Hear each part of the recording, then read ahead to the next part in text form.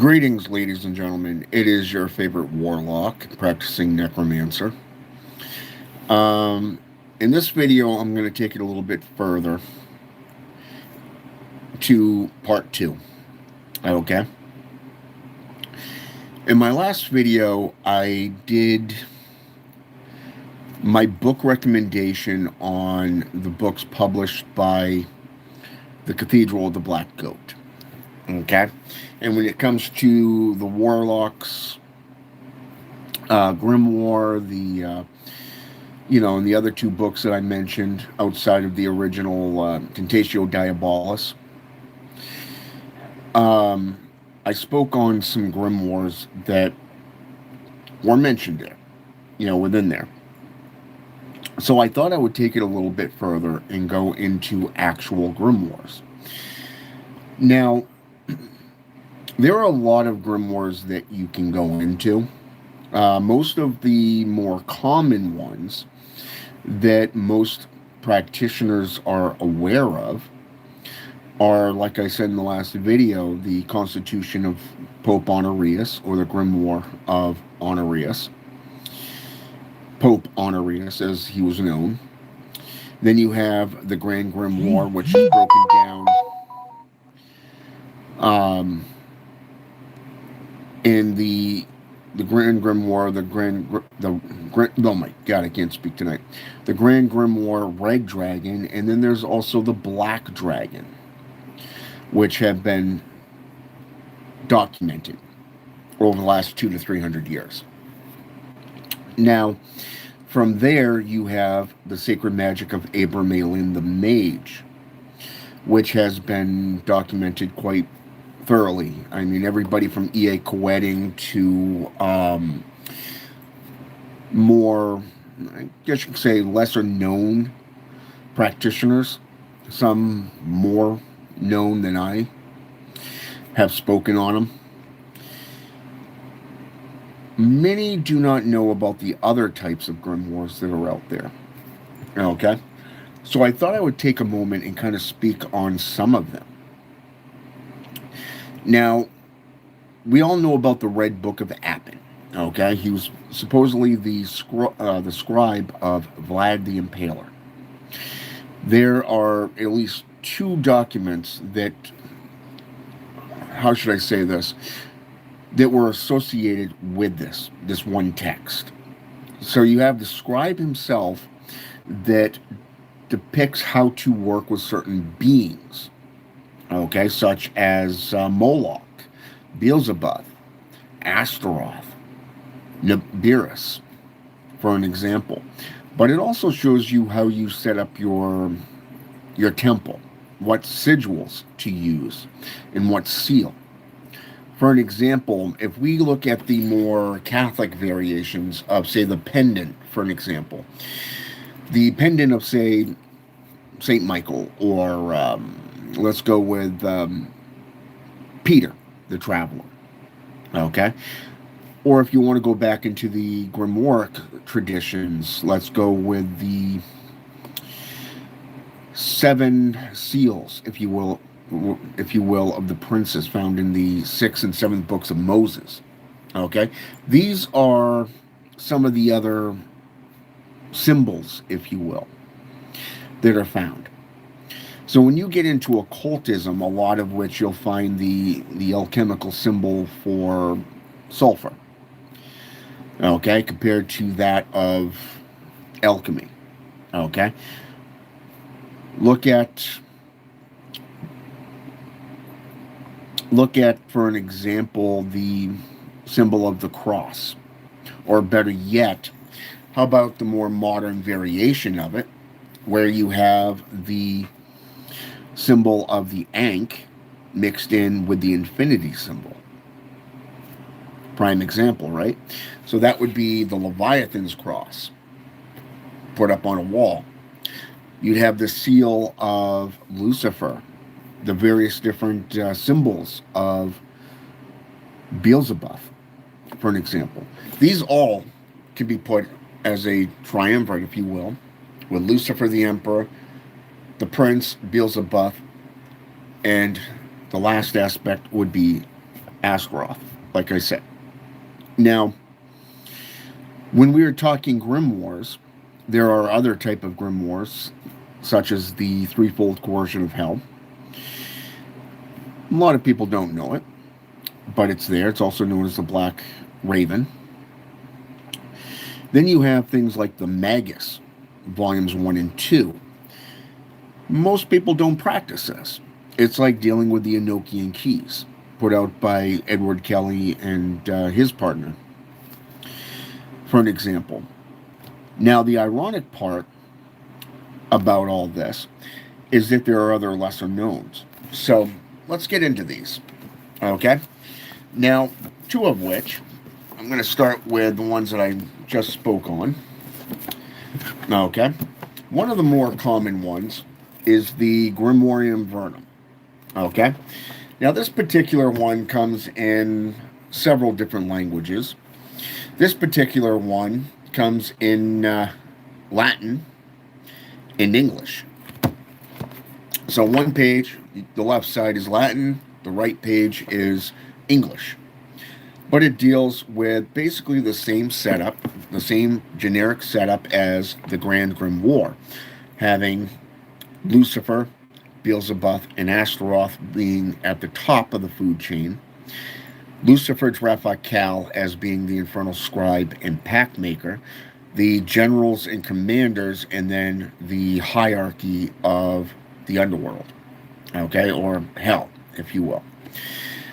And the ironic part about this is a lot of what you see, like Humot, for an example. A lot of people that know about Humot or Humet, depending on which grimoire you are reading from, it'll either have an ET at the end or an OT at the end.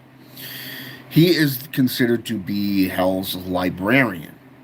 But a lot of people that hasn't looked into demonolatry doesn't know that Aglaret is not just a commander, but he is also the one that oversees and guards the Infernal Library itself.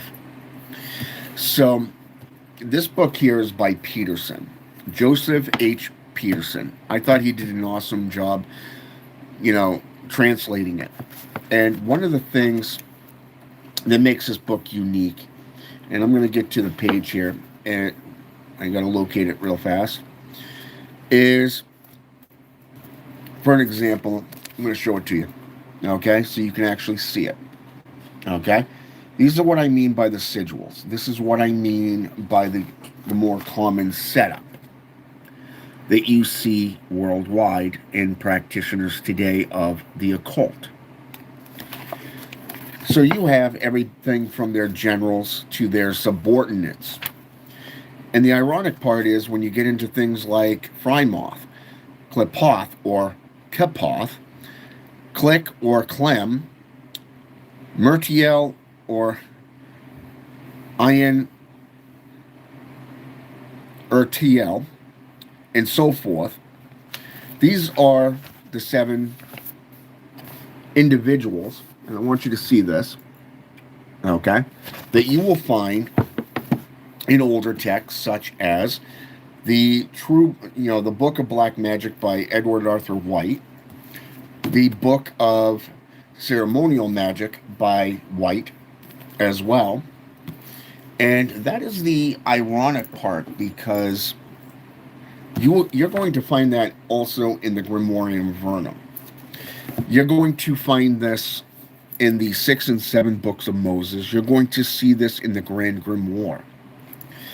Now, once you get into Solomantic practices, let's go with the Keys of Solomon. That's where this book comes in, okay? The Black Magic. This book here deals with all the different planets that you can deal with, okay? This one here deals with basically everything you're going to find in, say, this book, as an example, okay? All the seals in the clavicle of Solomos. It's right there, all in this one book. It's just a bunch of practitioners taking from each other and putting in their own spin on it. Now, like I said in the last video that I did, you get into the Secrets of Solomon, also put out by Peterson. Okay? Now, this is where I'm going to show you the difference. Okay? Now, Elistor, okay, which is kind of ironic here because when you get into this, you have Lucifer, the Emperor, Beelzebub, which is the Prince, and then you have the Executioner now. So, except for it's spelled with an E instead of an A. Okay? Now, again, you've got to go with the era in which it was spoken. You got to go with the context of when it was spoken. Now, Alistair is known as the Executioner. So it's kind of ironic that he replaced Astaroth with Alistair. Ironic, right?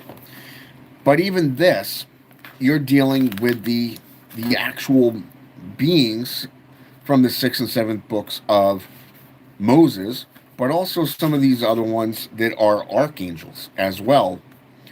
Some of them you're not even going to hear about unless you get into things like angelology.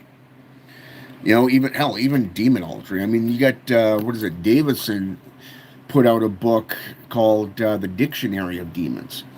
There was another one called Angels, A to Z. Pretty good books. Deals with a lot of different angels as well.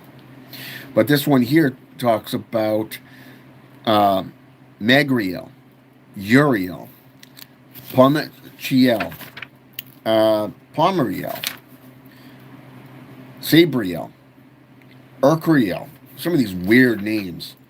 But it's there, and it even talks about Eraton and so forth. But I mean, all this is just broken down chapters in a book that talks about things that you're not going to see very often anymore. So, you'd be better off going into things like the Discoverie of Witchcraft. Okay? By Reginald Scot. The Dictionary of Demonolatry, for an example. Go into Paradise Lost, for an example. Souls of the Damned. How about Dante's Inferno? Okay? Same exact thing. You'd be better off going into the more uncommon and more unique texts to benefit yourself. Now, I like the Discoverie of Witchcraft for a reason. Because in this book, you're not just dealing with the so-called hierarchy, such as Lucifer, Beelzebub, and Astaroth, but he's going into the metals. He's going into the holidays, times of the year. He's also going in on hidden herbalism. The 3 books of occult philosophy. Okay? This book, the 3 books of occult philosophy speaks on metals. It speaks on herbalism. It speaks on the things that actually matter within occultism today, not just in the past sense. If you get into Nicholas Remy's book, Demonolatry, an ancient account of witchcraft, you're going to find in chapter 1, point blank, that there are 3 powders that were commonly found on suspected witches. Okay? This means there are powders, there are elixirs, and there are oleums, if you will. You know, ointments that were found on them. And this is all done through herbalism. Okay? Now, I want you to think about that for just a minute. The more arcane practices, like the Grimoire of Armadale. Just out of an example, I've mentioned this grimoire in the past because it was one of the first that I worked with when I first got into demonolatry. There was one demon I worked with the most, and it took me a while to connect to him because he was known as the teacher of witchcraft. And that was a cool thing. He wasn't one like there was normal that would come up to you and go, "Hey, I'm willing to work with you just because you called on me." No, he wanted to see how far you would go. That's the cool part, because just like any teacher, they're going to make sure you're ready. So I thought I would kind of share with you some of these grimoires that are spoken of in things like the Warlock's Grimoire or the Apostate's Sacramental or the Liturgies of the Profane by Myrmidon, for an example. These are all books that you can purchase off Amazon, eBay, and several other sites. Probably get them from metaphysical stores, even.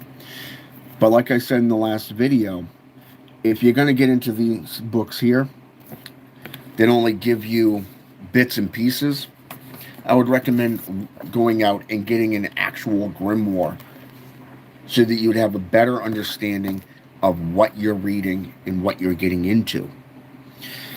You know, something like this will teach you. Let me go into the Apostates for an example. It'll teach you certain things like, say, the year that somebody was documented. Like, say, George Faust died in an explosion under mysterious circumstances in 1541. Okay? What kind of explosion? Was it chemical? Was it, did it burn down numerous buildings? Was it just a solitary building? How many people died in it at the same time? You know what I'm saying? Was it a group, like a coven based? Was it a solitary?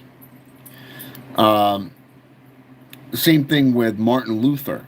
Refused to recant for the 95 Thesis. Pope Leo X excommunicated him from the Catholic Church on January 3rd, 1521. Following his, Charles V, the Holy Roman Emperor, ordered the burning of all his writings. Go back to 1523. George Faust, okay, said to have visited. I'm not even sure how to pronounce that name. You just sound it out. Basically, it's like Aor box, the Aor box, which is basically the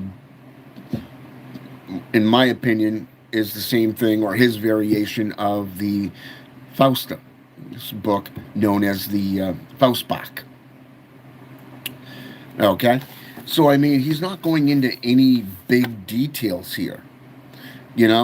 He's not going into anything that is going to benefit the practitioner on the historical accounts.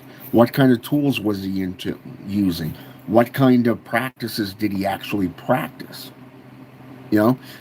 Saying somebody's an alchemist doesn't make it so. It just simply makes it, say, did he use astrology? Did he use, say, for an example, sigils? Did he use herbalism? How did he perform these rituals that he was supposedly convicted of and then kicked out of the country for? You know what I'm saying? You need, in my opinion, to forget about this little shit.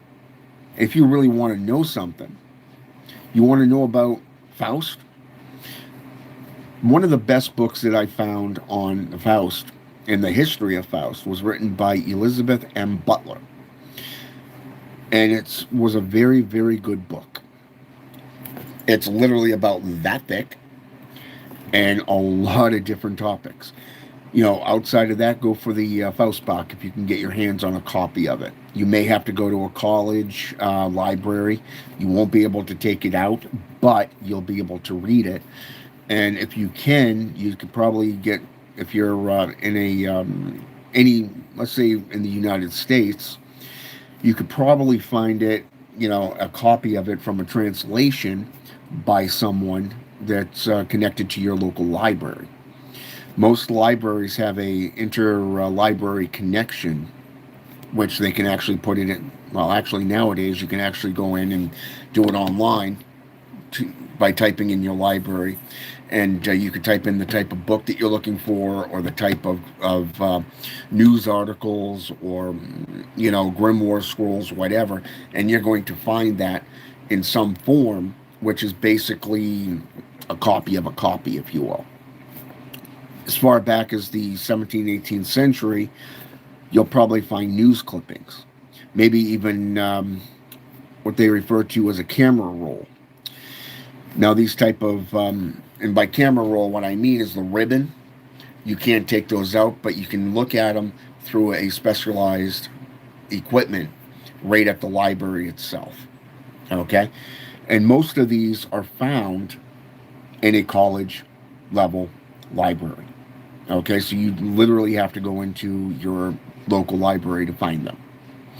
Outside of that, you can probably go into any library and type in a book and get it, or at least have it shipped to your library so you can actually read it.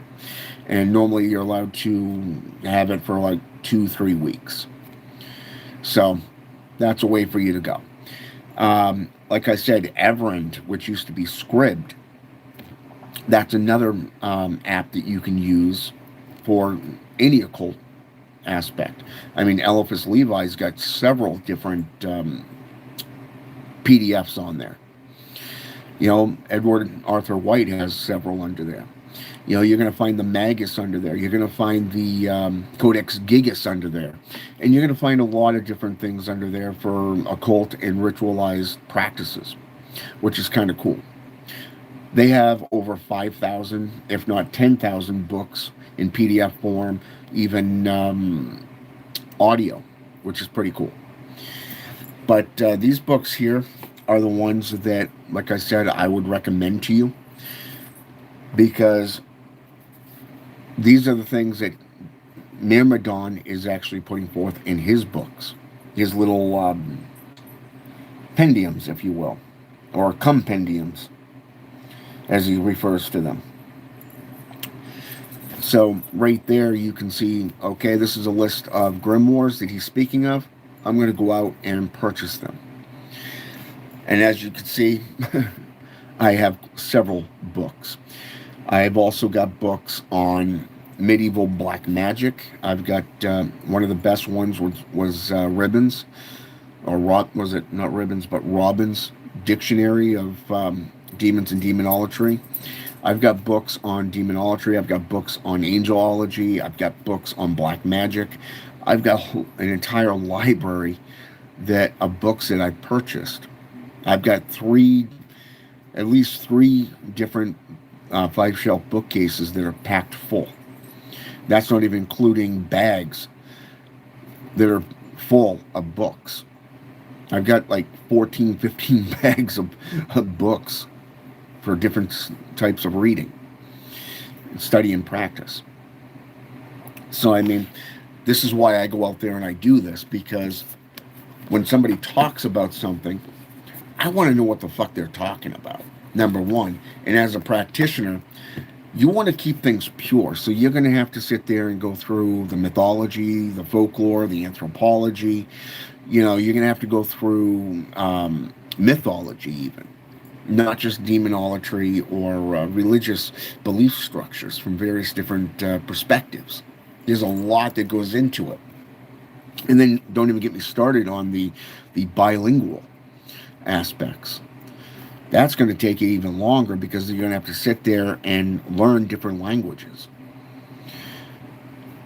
And trust me, that kind of sucks. And if you don't want to learn that, then you got to sit there and have it translated, which means you got to translate word by word from whatever language you're reading from, going from that language into English. Trust me, it's a pain in the ass. I've done it for years. And yes, I've learned a few languages outside of English, but there's still so much I don't know. But I'm willing to learn. So, but yeah, so when somebody recommends certain books and they put dates on how they're constantly redone, like, where is it? The Warlock's Grimoire right here. I want to read something to you. Okay? Let me go back a couple chapters here. All right. Yeah, right here. Okay. Right here. This is just a couple of different grimoires that is constantly revamped. You have the Grimoire of Honorius, the Leamington, the Grimoire of Pope Honorius, the Grimoire of Pope Honorius, the Red Dragon, Pope Honorius, Grimoire of Verum, Red Dragon, Grimorium Verum, Grand Grimoire, Pope Honorius, Grimorium Verum, Black Dragon, and Black Dragon. And Black Dragon was written in 1887 and 1909. So that actually goes back to roughly 1629, just on those alone. So if you want to learn what they really mean, I'd recommend going out and actually getting books, the actual grimoires for those books. Okay? So that's just my perspective on this aspect. Okay? So since they went into that, and then they decided to expand on grimoires, and in this one here, like I said, they went into the Sacred Magic of Abraham the Mage, the Grimoire of Armadale, and the Compendium of Rarasimon, and the Leviathan Hierarchy. And then going into the Hermetics, such as the Kabbalah, and the Qliphoth. So keep that in mind. Don't accept things at face value. Just go out, get the books, learn it for yourself. Go into your own research. Delve into the grimoires. Take notes. Get a journal together. Perform the rituals. Perform the fastings. Get the cleansings and the banishing rites up and running. Get the circles. Find out what time of the day or night that you want to work with these beings. Are you going to work with angels or are you going to work with the demons? You can't work with both at the same time. You're canceling out whatever work you're doing. So that's what these grimoires teach you. A lot of these grimoires are going to teach you from the Christianized perspective. Because a lot of these were from the time of the dominance of the JCI. However, the 3 books of occult philosophy and the more modernized 4th book is pretty good. The Discoverie of Witchcraft is pretty good. And like I said, the Discovery of Witchcraft is pretty good. But Discovery of Demonolatry is pretty good. There's also a book called Evil Archaeology. I forget who it's by. You can find it on Amazon. I'd recommend you get into that. I would also recommend Demons, Satanism and Demonolatry by Patricia and Lionel Fanthorpe. They did a hell of a job. And compare that to Evil Archaeology. Incredible work. A lot of history found there from various different cultures and different portions of the world. All right. So with that said, let's see what's up here. Cutter Pence, welcome.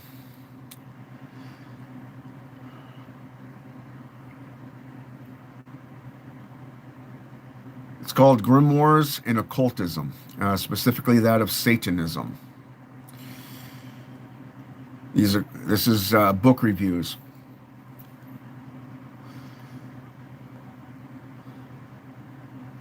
Well, technically the Bible is a grimoire in itself. It's just manipulated for specific perspectives. When you consider there are 15 unique entities, and that's not even including the primary source or a potential primary source. It is there, and there's at least 12 practitioners of occultism in that book. Even Jesus of Nazareth was a magi. Powder Man 2012 W Stream.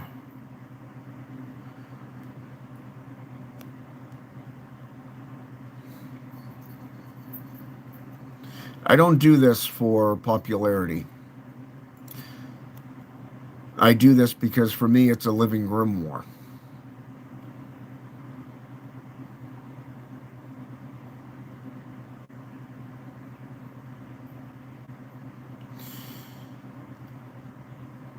I do not, Christopher.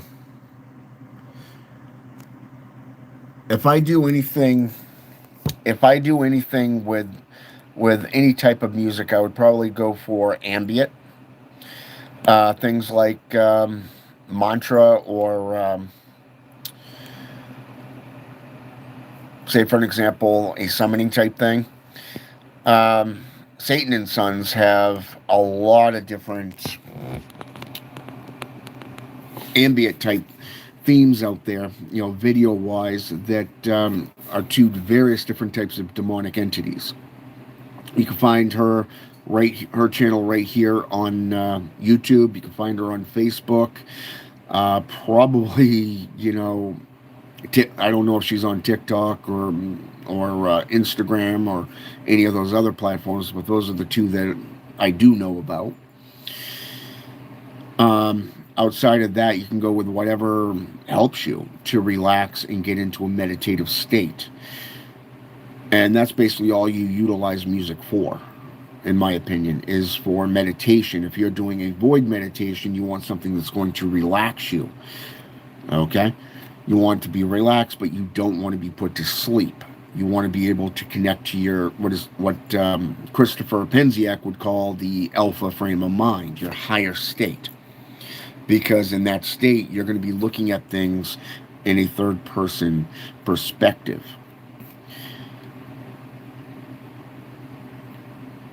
I mean, personally, one of the things, this may sound silly to a lot of you, and some of you may even laugh at it. And in the Scottish or Irish perspective, there are entities known as the Sidi, also known as the Sith. These are called the people of the mounds.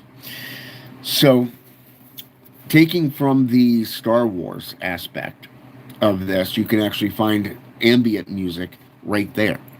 Right here on YouTube music, if you will. They've got everything from an hour long to 4 hours long to 11 hours long. Okay, so it comes down to how long you want to sit there in meditation. Personally, the dark Sith Lord ambient music is pretty good. Reminds me of the monks, the Tibetan monks when they go into meditation. They got the chime, the singing bowl. And they got that type of low hum harmonics that fit. I like it. It's like listening to like Mozart or Beethoven. Maybe even Kenny G if you want to get into jazz. Although he did have a good Christmas album that he put out years ago. I know most of you don't know who Kenny G is, and it's okay. But yeah, it comes down to you and basically what you're getting into. You're the one that is the one that's got to connect to things, and you got to find the right hormonal frequency that's going to help you get into that state. And Leo Blanford, welcome, brother.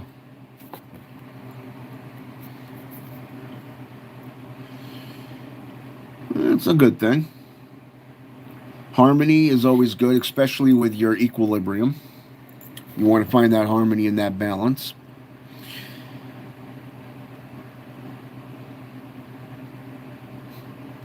Or you can just simply remove yourself from the fear tactics and just belly flop right into the ocean, if you will.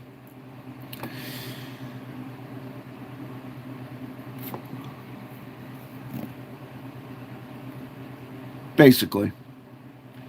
Nega Creed, welcome back. So yeah, like I said, get into the grimoires. Get into the rituals. Find out why they're working. But what I would look at most is, do you want to follow the Christianized variation and force submission, or do you want to forge a true bond with these entities that Christians and the JCI refer to as demons, and actually forge a relationship with them, that give and take, to where you earn their trust and they've earned your and they have yours, so that they can teach you and guide you, because they've already been where you are. They're the ones with the knowledge that you need and that you're seeking. You want to grow? Do the work. You want to find self-mastery?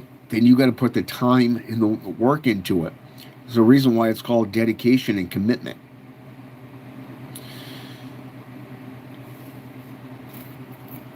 That he is.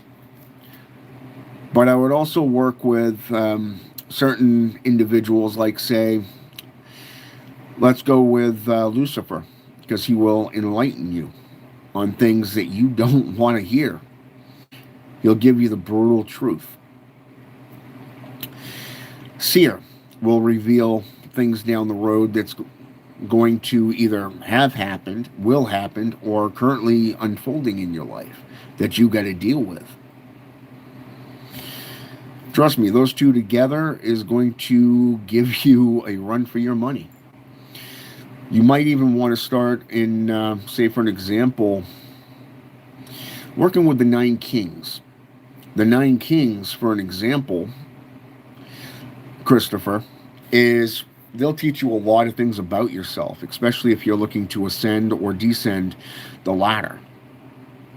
Look at it from, say, the tree of life or the tree of Da'ath. Each level of that sphere that you're going to work down and then back up is basically you're erasing what you think you know and what you are now compared to where you want to be down the road. You got to throw away the hypocrisy. You got to throw away the closed-mindedness. You got to sit there and start fresh. Look at it as, well, I'll tell it to you this way. One of the analogies that I use is an onion. Okay? We all know what an onion is. We all know it has multiple different layers.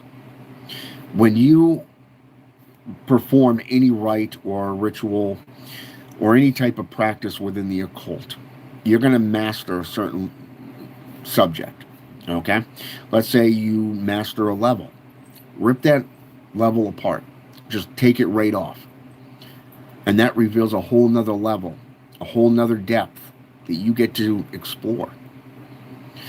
Me, I like to go back to the beginning from time to time, kind of like a refresher course.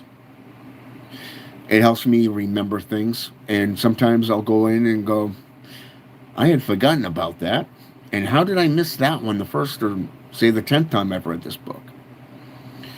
Why? Because that's how it works. That level, you become more aware. You align yourself with that current, and you tend to evolve to the point where you're open-minded and aware to more things. Some of it's things that finally make sense to you. Other times it's like, how did I miss that? It's there, and it happens. Like I said, it's happened to me several times, which is why I like going back to the beginning every so often.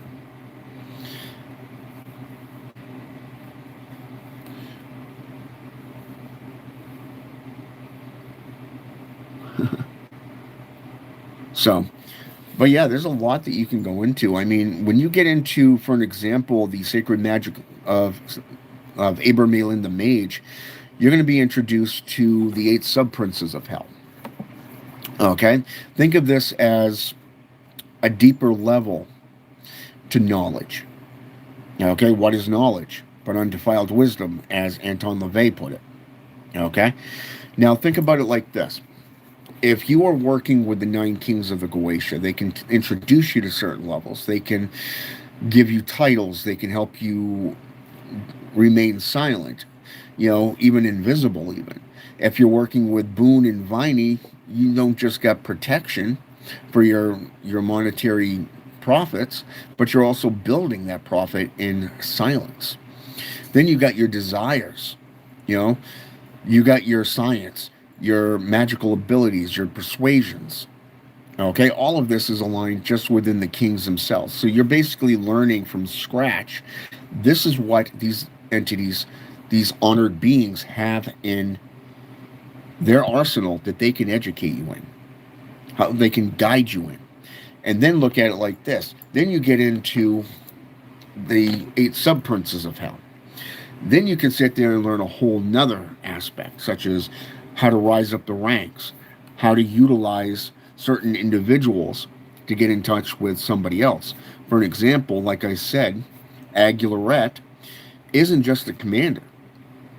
He's also the one that's responsible for watching over and protecting the Infernal Library. You'd have to go through him to get to Humat or Humet, depending on the spelling that you want to go with. Now, Humet or Humat is the Infernal Librarian. That would be like you going to your local library and going, hey, I know you're just a bookworm that's putting things back in alphabetical order in the right sections, but can I speak to your elder so that, the main librarian, so I can get some insight into what I'm looking for and where to begin? Okay?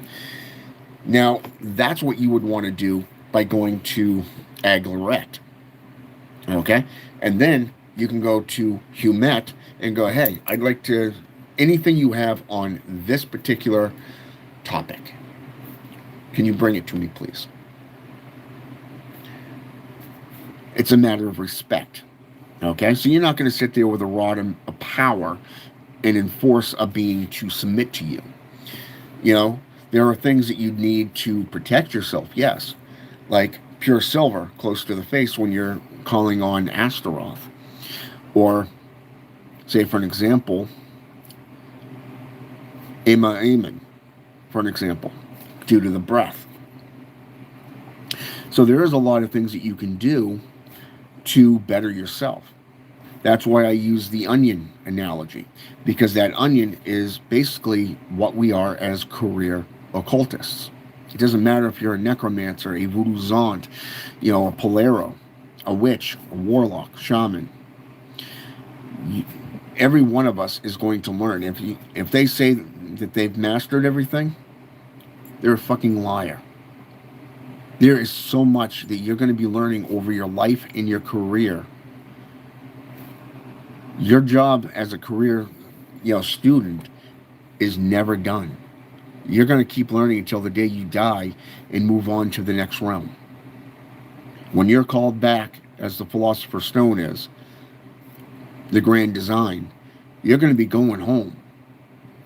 And guess what? Your journey continues from there. Just saying. So think about that. Okay? You're welcome, Nega. So, like I said, these are just some grimoires that I would recommend to you.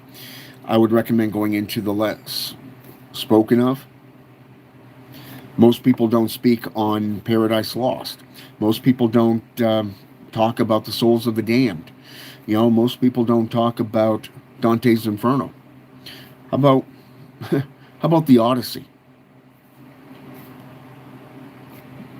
Odysseus' journey, dealing with necromancy, for an example. How he learned necromancy to gain the secrets he needed to get home. Wow. Amazing, right?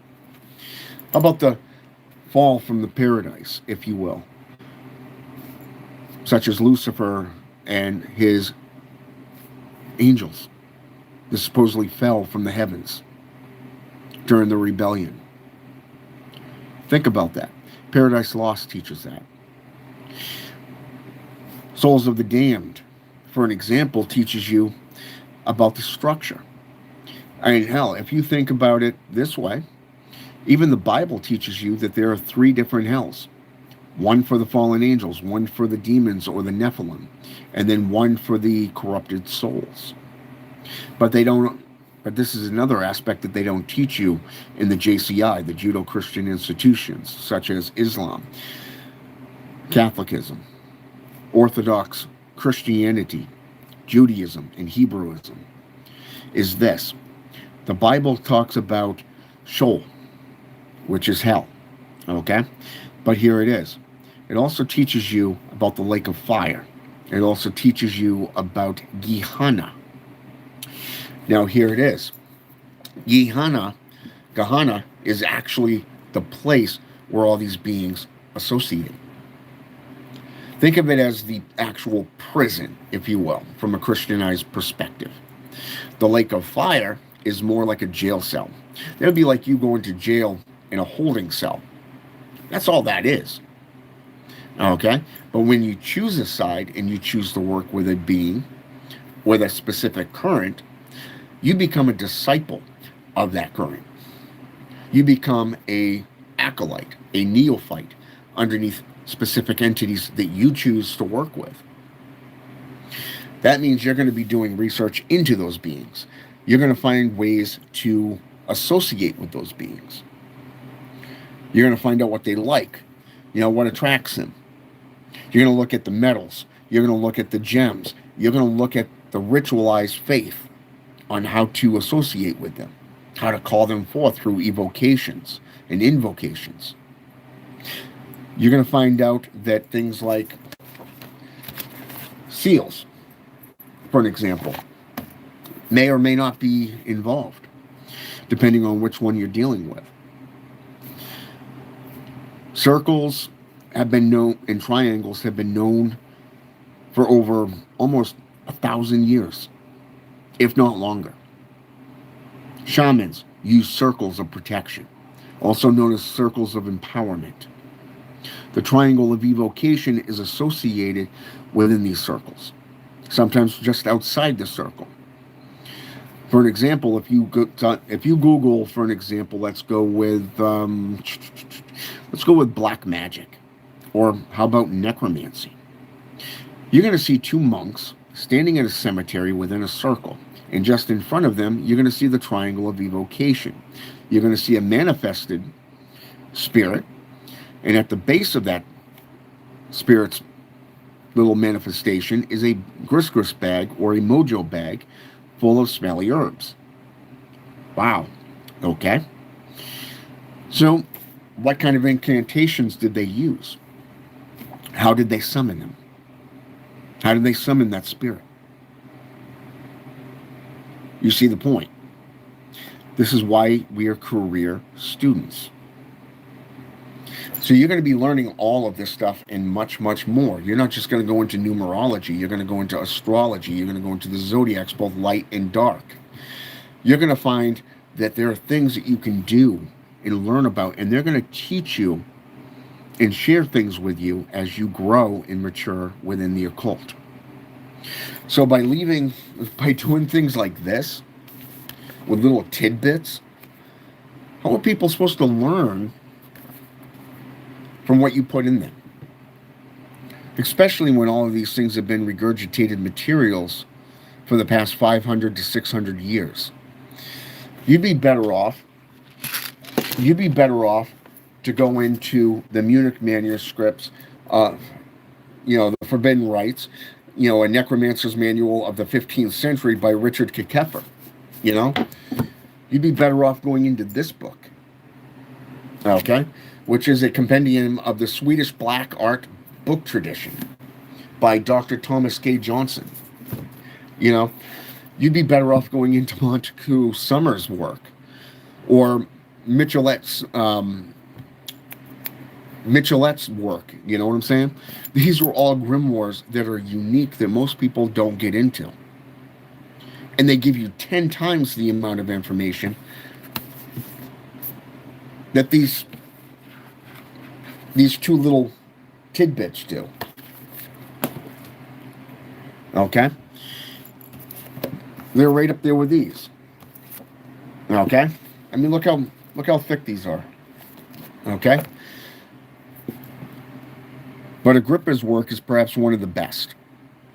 Okay? Unless you're trying to go for the names of accused witches, and then I would recommend Nicholas Remy's Book of Demonolatry. Just my humble opinion. So take it as you will. Good, bad, whatever. Ugly. That's on you. That's why I always try to teach you guys, don't fall for things at face value. Do your homework. This is why I recommend living your life by two sets of rules. One, always back up what you preach because you are responsible for the things that you do and say.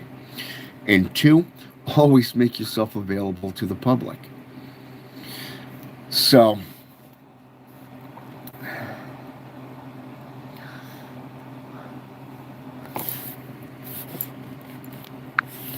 that's a good thing, Christopher. That is, like I said in the last video, that is the best book that I would recommend on Satanism to you because it's all unique. And like I said, there's very few. I think it was like 3 or 4 of his books he actually personally signed. I can't remember. It's been so long since it was said to me by our mutual friend.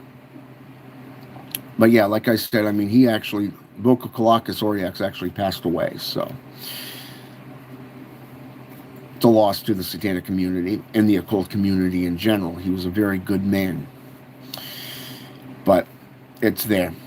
All right? So with that said, I'm going to get off here. I hope this has been educational. I hope it's been enlightening. I want to thank everybody for jumping on here with me. If you like what I do, then feel free to hit that subscribe button and that notification button so you don't miss a future video. Until next time, I am out. Have a good night. Have a good day wherever you are in the world.